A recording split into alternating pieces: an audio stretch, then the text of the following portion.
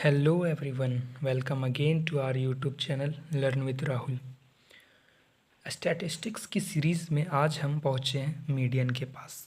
यानी हम आज सीखेंगे कि आखिर आपको मीडियन कैसे निकालना है। इससे पहले वाले वीडियोस में हमने जाना कि हम मीन को कैसे फाइंड आउट कर सकते हैं। हमने जाना कि मेथड्स ऑफ सेंट्रल टेंडेंसी में हमें क्या क्या पढ़ना होता है।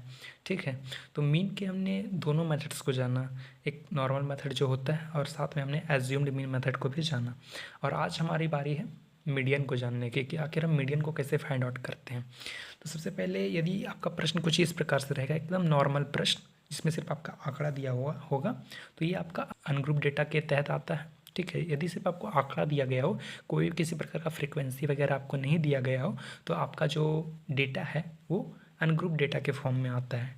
ठीक है, तो देखो मीडियन फाइंड आउट करने के लिए हमारे पास 2-3 मेथड्स होते हैं। ठीक है, और उससे पहले जो है हमारे पास 2-3 बातों का हमें ध्यान रखना चाहिए। सबसे पहले हमें जो बात का ध्यान रखना चाहिए वो बात है कि हमको ये जो डेटा दी गई है उसको हमको इंक्रीजिंग ऑर्डर में सजाना है, यानी बढ़ते हुए क्रम में हमको सजाना है। पहला क्या करना है आपको, पहला जो आपका काम है वो है इंक्रीजिंग ऑर्डर। इंक्रीजिंग ऑर्डर में डेटा को अरेंज करना है। इंक्रीजिंग ऑर्डर में डेटा को क्या करना है, अरेंज करना है। ठीक है, दूसरा आपका क्या करना है, count the number of observation, यानी जितने नंबर्स ऑफ ऑब्जर्वेशन है, जितने यहाँ पर डेटा दिए गए उसको आपको गिनना है। ठीक है, तो count the number of observation. ठीक है, उसके बाद हम फॉर्मूला लगाएंगे। ठीक है, तो सबसे पहले जो आपका यहाँ पर हम डेटा को इंक्रीजिंग ऑर्डर में सजा देते हैं, तो यानी इंक्रीजिंग ऑर्डर कहने का मतलब है छोटे से बड़े की ओर। ठीक है, तो सबसे छोटा यहाँ पर कौन है, 1 है। उसके बाद कौन है, 2 है। उसके बाद 3 है। उसके बाद अच्छा एक 3 यहाँ पर एक्स्ट्रा हो गया है, इसको हम काट देते हैं। तो 1 2 3। ठीक है, अगला हमारा जो इस 3 के बाद कौन आता है, 4 आता है, देन 5 आता है एंड देन 6 आता है। ठीक है, तो हमने इस डेटा को इंक्रीजिंग ऑर्डर में सजा दिया है। पहला काम हमारा हो गया कि इंक्रीजिंग ऑर्डर में हमने डेटा को सजा दिया है। अब हमको क्या करना है कि इन डेटा को हमको काउंट करना है कि आखिर टोटल नंबर्स ऑफ डेटा कितना है। तो 1 है, 2 है, 3 है, 4 है, 5 है, 6 है। तो यदि हम इसको गिन रहे हैं तो टोटल नंबर्स ऑफ डेटा कितने हैं, 6 है कि नहीं। तो यहाँ पर नंबर्स ऑफ डेटा कितने हैं total, n is equals to 6। हमने इसको गिना तो ये टोटल जो है वो 6 है। 6 एक इवन नंबर होता है। 6 एक इवन नंबर होता है। कौन सा नंबर होता है, इवन नंबर। इवन नंबर वो नंबर होते हैं जो 2 से पूरी तरह से कट जाए। ठीक है, वो आपका इवन नंबर होता है। ठीक है, तो यहाँ पर हमने देखा कि यहाँ पर जो टोटल हमने जब काउंट किया तो टोटल नंबर आपका 6 है, यानी ये इवन नंबर है।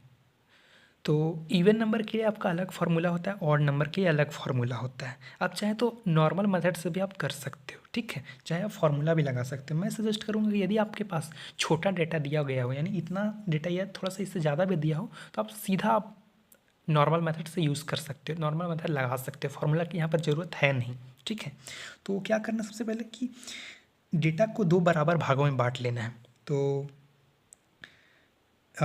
यदि हम इन पूरे डेटा को बांटते हैं तो 2 इधर आ जाएगा और 2 इधर आ जाएगा। ये 3-3 करके हम नहीं बांट सकते, क्योंकि 3-3 करके यदि हम बांटेंगे तो बीच में कुछ भी नहीं रहेगा, और बीच में कुछ रहना ज़रूरी होता है जब भी हम डेटा को बराबर भागों में बांटते हैं। तो ठीक है, तो 1 और 2 इधर आ जाएगा और 5 और 6 इधर आ जाएगा। तो बीच में क्या बच रहा है, 3 और 4, यानी तीसरा और चौथा भाग बच रहा है ना। तो हम इसी को हम क्या करेंगे, 3 + 4 यानी थर्ड एंड फोर्थ भाग, और नीचे 2 से हम डिवाइड करेंगे। ठीक है, तीसरा यानी थर्ड हम यहाँ पर लिख रहे हैं क्योंकि तीसरा भाग है, और ये चौथा भाग, दोनों को हम ऐड करके कितना आ रहा है, 4 3 7, 7/2। यदि हम इसको डिवाइड करें तो 2 3 6, और 7 में से 6 गया, 1 पॉइंट लगाएंगे तो 0 आएगा, और 2 5 10, तो 3.5 आपका क्या आ जाएगा, ये आपका मीडियन आ जाएगा। ठीक है, 3.5 आपका क्या आ जाएगा, मीडियन आ जाएगा। तो फॉर द इवन नंबर हम डायरेक्ट इस प्रकार से कर सकते हैं कि डेटा को हम 2 बराबर भागों में बांटेंगे, लेकिन हाँ बीच में कुछ रहना चाहिए। ऐसा नहीं कि हम तीन इधर बांट देंगे, 3 इधर बांट देंगे और बीच में कुछ रहेगा ही नहीं। बीच में कुछ ना कुछ रहना चाहिए, चाहे 1 रहना चाहिए, कोई एक नंबर रहना चाहिए, चाहे कोई दो नंबर रहना चाहिए।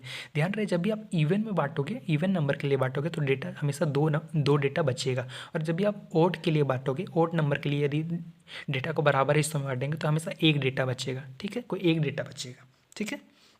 तो हमने नॉर्मल मेथड से ये कर लिया। अब चाहो तो आप इसमें फार्मूला भी लगा सकते हो, एक फार्मूला भी है फॉर द इवन नंबर, सिर्फ ये इवन नंबर में होगा, यानी आप इसको गिनोगे तो ऑड आता है या इवन आता है, इस पर डिपेंड करता है कि आपका कौन सा फार्मूला लगेगा, ठीक है। तो फॉर द इवन नंबर के लिए जो फार्मूला है मीडियन निकालने का वो है n/2 n/2th plus n/2 plus 1/2, ठीक है।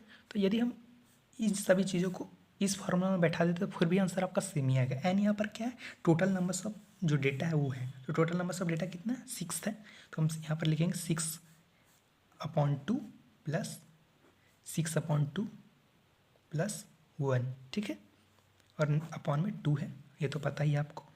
तो इसको हम सॉल्व करते हैं, 2 3 6 कट जाएगा, फिर 2 3 6 अगेन आप काट सकते हो, तो 3 + 1/2 कितना आ रहा है, 3 1 4 3 7 7/2, 7/2 यहाँ भी आ रहा था, 7/2 यहाँ भी आ रहा था, तो इसको हम क्या लिख सकते हैं 3.5। तो आप देखो, आप नॉर्मल मेथड से भी कर रहे हो तो 3.5 आ रहा है, और अब फार्मूला लगा कर भी कर रहे हो तो जो आंसर है वो सेम ही आ रहा है। तो आपको जिससे मन आप उससे कर सकते हो। तो ये था आपका इवन नंबर के लिए। अब हम बात करते हैं ऑड नंबर के लिए, आप कैसे कैलकुलेट करोगे।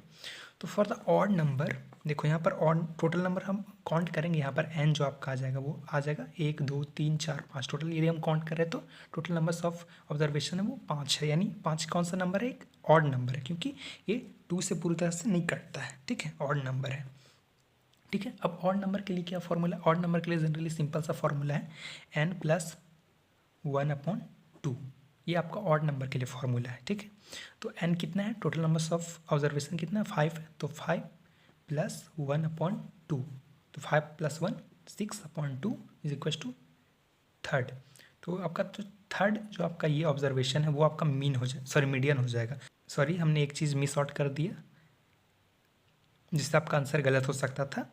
यहाँ पर आपको सबसे पहले, जैसा कि हमने यहाँ पर बात किया था कि इंक्रीजिंग ऑर्डर में आपको डेटा को सजाना है, तो सबसे पहले इंक्रीजिंग ऑर्डर में हम डेटा को सजा लेंगे। सबसे पहले 1 आता है, फिर 2, फिर 3, फिर 4 एंड सबसे बड़ा वाला सबसे आखिरी में 5। अब हम तीसरे को देखेंगे, ठीक है। यहाँ तक तो हमने बना दिया तो कोई दिक्कत नहीं है, ठीक है, बिना इंक्रीजिंग, बिना आपका इसको अरेंज किए हुए इंक्रीजिंग ऑर्डर में आपका यहाँ तक चल जाएगा। लेकिन जब आपका थर्ड यहाँ पर निकलता है, थर्ड फॉर्म, यानी 2 3 6 आता है, यानी तीसरा जब हम यहाँ से काउंट करेंगे तो आपका जो तीसरा नंबर पे जो नंबर आता है वो आपका मीडियन हो जाएगा। तो यहाँ पर जो मीडियन है वो 3 हो जाएगा, ठीक है। यहाँ से हम कैलकुलेट करेंगे। यदि हम यहाँ से तीसरे नंबर पर देखें तो यहाँ पर 1 आ रहा है, ये गलत हो जाएगा, 1 यहाँ पर गलत हो जाएगा आपका मीडियन, क्योंकि ये इंक्रीजिंग ऑर्डर में अरेंज नहीं है। जब भी हम मीडियन को सॉल्व करेंगे तब उससे पहले हमको डेटा को इंक्रीजिंग ऑर्डर में सजा लेना है, उसके बाद ही आपका सही आंसर आएगा। तो हमने यहाँ पर डेटा को इंक्रीजिंग ऑर्डर में सजा लिया, और यहाँ से जो हमने तीसरा नंबर निकाला है, थर्ड जो नंबर है वो आपका मीडियन हो जाएगा, यानी यहाँ पर तीसरा जो नंबर है वो 3 है, तो जो 3 है वो आपका मीडियन हो जाएगा, ठीक है। समझ में आ गया आपको। तो ये था हमारा नॉर्मल डेटा के लिए, अनग्रुप डेटा के लिए मीडियन। इसके बाद हम जानेंगे कि आखिर आप ग्रुप डेटा में आप मीडियन को कैसे सॉल्व कर सकते हैं, दोनों के लिए, for the discrete frequency distribution and also for the continuous frequency distribution. इसलिए बने रहें आप हमारे चैनल पर। मिलते हैं अगले वीडियो में, तब तक के लिए धन्यवाद।